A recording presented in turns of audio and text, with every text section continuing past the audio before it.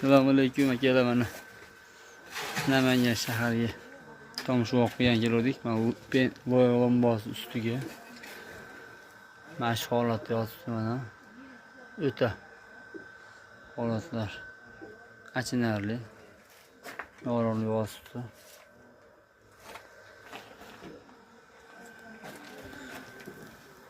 To'suvlar chiqib, mana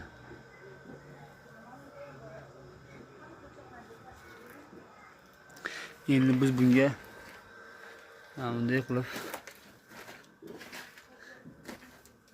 penal lombasi beryapmiz. Mana qo'yilgan tomonlar.